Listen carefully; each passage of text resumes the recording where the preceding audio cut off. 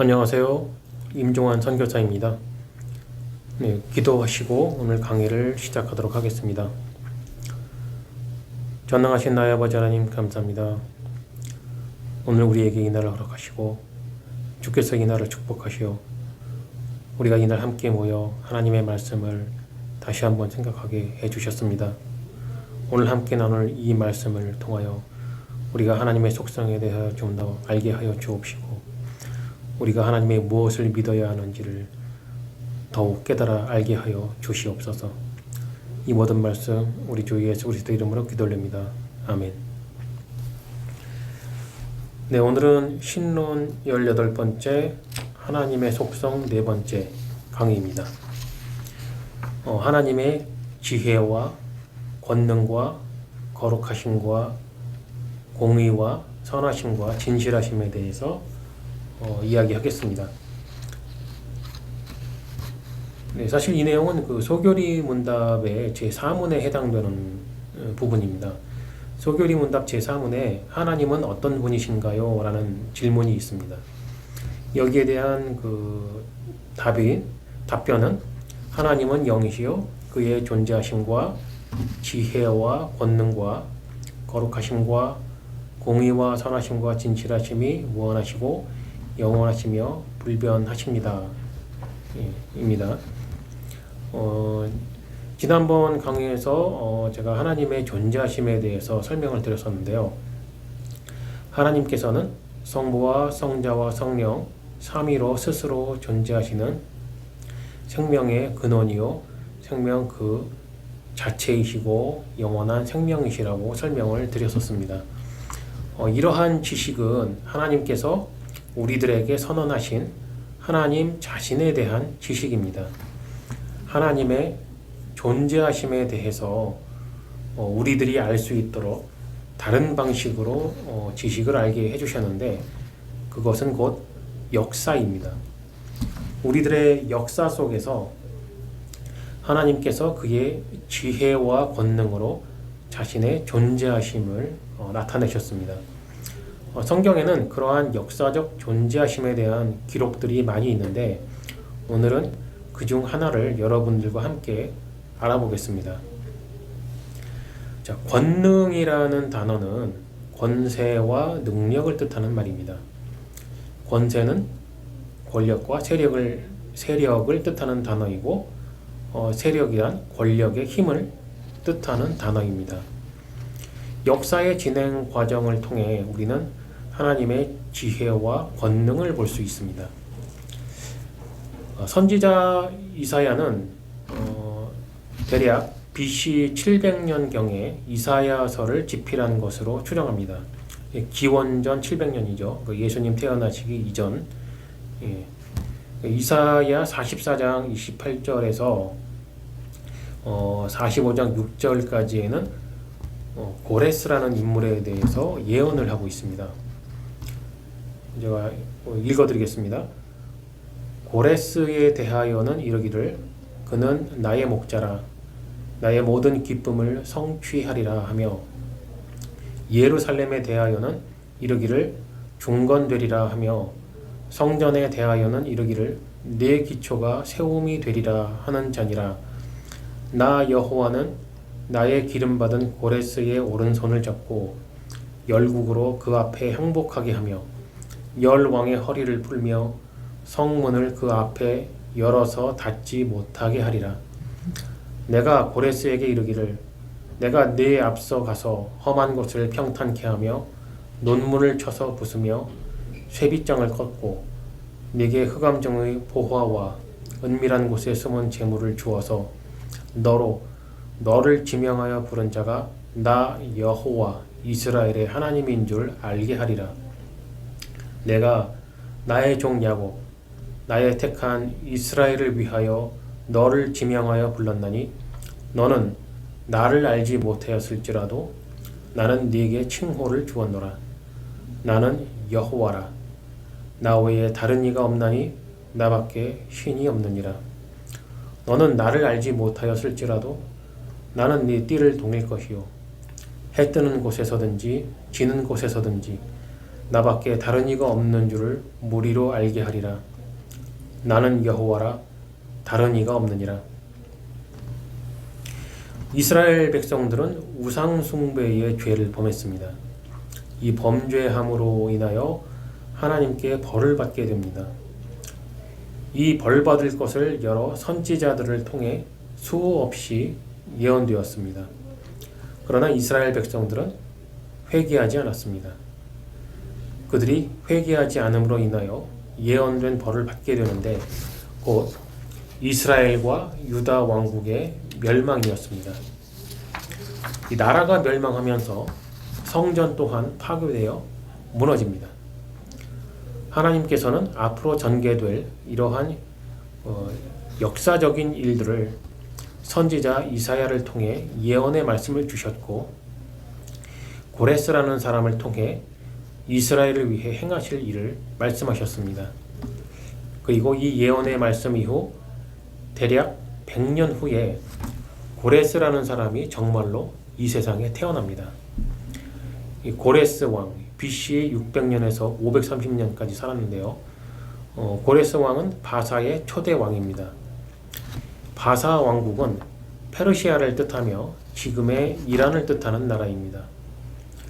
고레스는 바벨론 왕국을 멸망시키고 바사 왕국을 건설합니다. 그리고 역대하 36장에 기록된 것과 같이 이스라엘을 위하여 왕명을 하달합니다. 고레스는 유대인도 아니고 이스라엘 백성도 아닙니다. 그러나 그는 자기 스스로를 하나님의 종이라 생각합니다. 역대하는 BC 400년경에 기록된 역사서입니다. 역대하 36장 22절과 23절을 읽어드리겠습니다.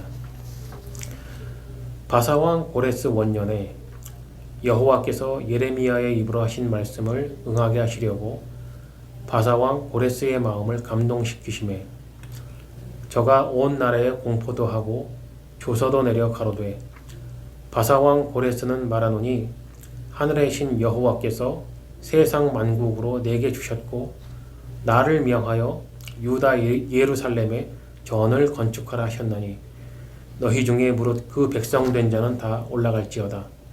너희 하나님 여호와께서 함께 하시기를 원하노라 하였더라.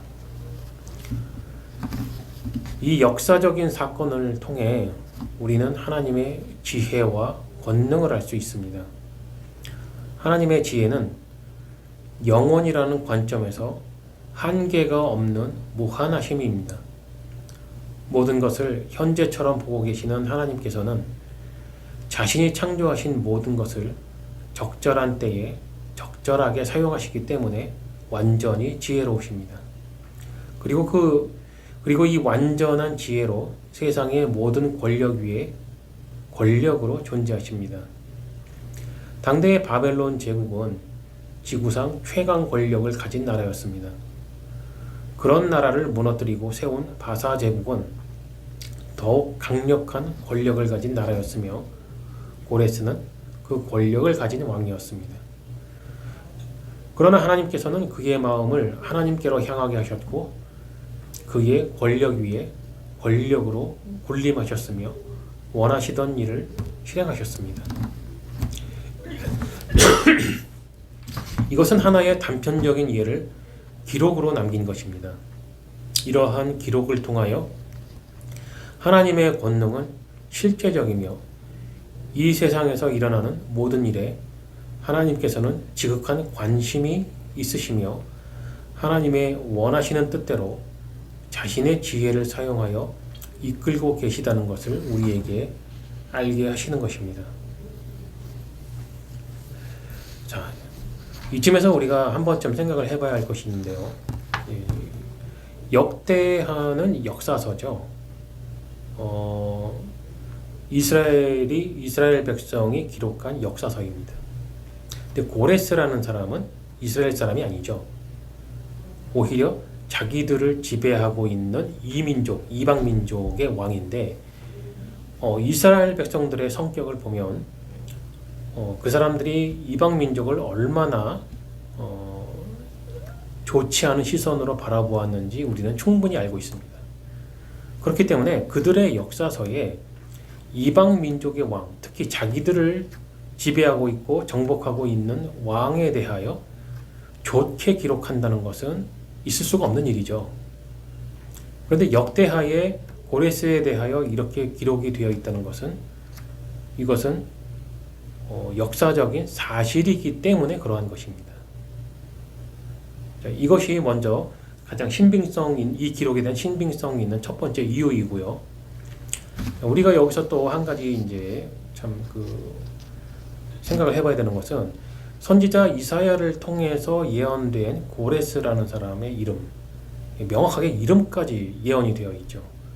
그리고 정확히 100년 후에 정말 고레스라는 사람이 이 세상에 태어났다는 사실, 그리고 100년 전에 이 사람에 대해 예언했던 하나님의 말씀대로 이 사람이 여호와 하나님을 인정을 했다는 사실, 그리고 자기가 지배하고 있는 이 포로된 백성들에게 자유를 줬다는 사실, 이런 상황들을 한번 생각을 해보십시오. 이게 과연 가능한 일인가? 이렇게 하나님께서는 모든 것을 현재처럼 하나님께는 모든 것이 영원한 현재이기 때문에 그래서 이런 것을 모두 알고 계시고, 또 알고 계시기 이전에 하나님께서 계획을 하셨고 이렇게 이끌어 가실 것이라는 것을 미리 예언의 말씀으로 주신 겁니다. 그리고 고레스라는 사람은 하나의 예로서 들어준 것이고, 세상 모든 권력에 대하여 하나님께서는 이렇게 세상을 이끌고 계시다는 것을 우리에게 알려주고 계시는 것입니다. 자, 이러한 지혜에 대하여 시편 104편 24절에 언급이 되어 있는데요. 여호와여 주의 하신 일이 어찌 그리 많은지요. 주께서 지혜로 저희를 다 지으셨으니 주의 부요가 땅에 가득하니이다.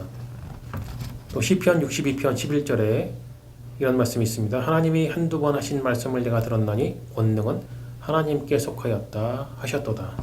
이 권능에 대하여 이것이 하나님께 속해 있지 않다면 이렇게 세상의 권력을 가지고 있는 왕들의 마음을 움직일 수 없겠죠. 그래서 하나님께서는 그 권력들 위에 권력으로 군림하고 계시며 그것을 우리는 하나님의 권능이라 말하는 것입니다. 그래서 시편 62편 11절을 통해서 하나님께서는 권능은 하나님께 속한 것이라는 사실을 선언을 하고 계시는 것입니다. 그런데 하나님의 지혜와 권능은 우리들 사람과는 다르게 거룩하심이 있습니다. 거룩하다는 말은 뜻이 매우 높고 위대하다는 것입니다. 그리고 죄와는 구별된다는 뜻이 있습니다. 악은 거룩할 수 없다는 사실로서 쉽게 이해할 수 있는 부분이죠. 요한계시록 15장 4절에 주여 누가 주의 이름을 두려워하지 아니하며 영화롭게 하지 아니하오리까 오직 주만 거룩하시니이다. 주의 의로우신 일이 나타났음에 만국이 와서 주께 경배하리이다 하더라. 하나님의 지혜와 권능은 이 거룩함과 함께 사용하십니다. 다시 말해 하나님의 지혜와 권능은 하나님의 매우 높고 위대하신 뜻에 따라 사용하시는 것입니다. 죄와는 완전히 구별되어 계시기 때문에 하나님께서 사용하시는 지혜와 권능은 그의 사랑과 선하심을 따라 이 세상에 적용되는 것입니다. 우리를 향하시는 하나님의 사랑이요 우리의 구원이 목적인 것입니다. 세상의 권력자들은 막강한 권력을 가지고 있으면 결국엔 개인적인 사심 또는 집단의 욕심에 의해서 그 막강한 권력을 자기들의 이익을 따라 사용을 하게 되죠. 그렇지만 우리 하나님의 권능은 거룩하심이 동반되기 때문에 그러한 사심이 없는 것입니다. 오로지 우리를 향하신 그의 사랑과 우리를 구원하시고자 하는 그 목적에 따라 사용하시기 때문에 가장 정확하고 선하게 그 권능을 사용하시게 되는 것입니다. 자, 자, 베드로전서 1장 15절과 16절에 오직 너희를 부르신 거룩한 자처럼 너희도 모든 행실에 거룩한 자가 되라 기록하였으되 내가 거룩하니 너희도 거룩할지어다 하셨느니라 라고 기록되어 있고요. 데살로니가 전서 4장 7절과 8절에 하나님이 우리를 부르심은 부정케 하심이 아니요 거룩케 하심이니 그러므로 저버리는 자는 사람을 저버림이 아니요 너희에게 그의 성령을 주신 하나님을 저버림이니라 라고 기록되어 있습니다. 자, 하나님께서는 내가 거룩하니 너희도 거룩하라고 말씀하십니다. 하나님께서는 매우 높고 위대하신 뜻을 가지고 계시며 죄와는 구별되어 계시니 우리도 그렇게 되어야 한다는 것입니다. 그런데 이 말씀을 깊이 있게 생각해 보면 순종할 수 없는 불가능한 명령이라는 것을 알게 됩니다.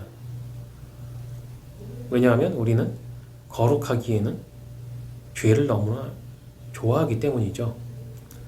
그렇다면 하나님께서는 왜 이런 명령을 우리에게 주셨을까요? 그것이 곧 구원의 개념을 알게 하시기 위함입니다. 교회는 참된 그리스도인 2명 이상이 모인 것을 말합니다.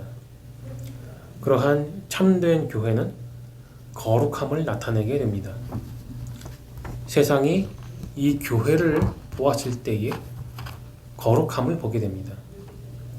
이 교회에는 선한 뜻이 보이고 죄와는 구별된 모습을 보게 됩니다. 이것이 곧 세상을 비추는 빛과 소금이 되는 모습입니다. 그러나 세상이 보게 되는 이 교회의 거룩한 모습은 하나님의 거룩하심을 거울처럼 반사하여 세상을 비추는 모습입니다. 우리가 거룩하게 되는 것이 아니라 하나님의 거룩하심을 거울처럼 반사하여 세상을 비추는 것입니다. 이것이 어떻게 가능할까요? 성경에서 거룩은 하나님이 우리를 부르심이라고 했습니다. 거룩은 하나님의 명령에 순종하는 것입니다. 하나님의 명령에 순종한다는 것은 무엇일까요? 그것은 곧 하나님을 기쁘시게 하는 것입니다. 하나님을 너무 사랑해서 하나님을 기쁘게 해드리기 위해서 하나님의 말씀대로 살다 보니 거룩한 삶을 살게 되는 것입니다. 참된 교회에 속한 그리스도인은 예수 그리스도의 말씀을 듣고 보고 배우며 예수 그리스도의 생각과 성품처럼 살아가게 됩니다. 그래서 세상은 참된 교회에게서는 그리스도의 형상을 보게 되는 것입니다. 거룩한 형상을 보는 것이죠. 여호와께서 출애굽기 34장 6절과 7절의 말씀인데요. 여호와께서 그의 앞으로 지나시며 반포하시되 여호와로라 여호와로라 자비롭고 은혜롭고 노하기를 더디하고 인자와 진실이 많은 하나님이로라. 인자를 천대까지 베풀며 악과 과실과 죄를 용서하나 형벌받을 자는 결단코 면죄하지 않고 아비의 악을 자여선 3, 4대까지 보응하리라. 출애굽기 34장 6절과 7절은 하나님의 공의로우심을 선언하고 있습니다. 하나님께서는 공의로우시기 때문에 죄와 벌에 대해 명확히 하십니다. 그러나 하나님의 선하심으로 우리를 용서하십니다. 하지만 그의 진실하심이 이 모든 것을 선악간에 분별을 하십니다. 신명기 32장 4절에 이런 말씀이 있습니다. 그는 반석이시니 그 공덕이 완전하고 그 모든 길이 공평하며 진실무망하신 하나님이시니 공의로우시고 정직하시도다. 그리스도인은 이러한 하나님의 성품과 속성을 배우며 세상을 비추어야 하는 것입니다. 교회는 거룩함과 공의와 선함과 진실을 보여주어야 하는 것입니다. 네, 하나님의 속성에 대하여 오늘 이렇게 여러분들과 함께 나누어 보았습니다. 우리는 이렇게 하나님의 속성에 대하여 배우고 알게 된 그 지식을 또한 믿으며 그렇게 하나님의 성품을 닮아가는 삶을 살면서 하나님의 그러한 속성을 세상이 보고 알 수 있게 거울처럼 반사해서 비추어 주어야 하는 것입니다. 이것이 곧 우리들이 그리스도인으로서 또 하나님의 백성으로서 존재하는 이유와 목적인 것입니다. 네, 기도하시겠습니다. 전지전능하신 나의 아버지 하나님 감사합니다. 주께서 우리를 우리로 존재하게 하시고 주께서 우리를 이 자리에 있게 하셨나이다. 본래 우리의 성품은 죄를 너무나 좋아하며 세상의 달콤함을 너무나 좋아합니다. 그러나 주께서 나의 이름을 불러주시고 나에게 하나님을 알게 하시고 하나님의 말씀을 사모하게 하셨으며 주님의 은혜 안에서 살게 해주셨습니다. 그런 사람들을 모이게 하셨고 그러한 사람들을 교회라 불러주셨습니다. 우리가 그리스도의 이름으로 하나님의 속성을 닮아가며 그 하나님의 속성을 세상에 알 수 있도록 세상에 비춰줄 수 있게 우리를 인도하여 주시옵소서. 이 모든 말씀 우리 주 예수 그리스도의 이름으로 기도 올리옵나이다. 아멘.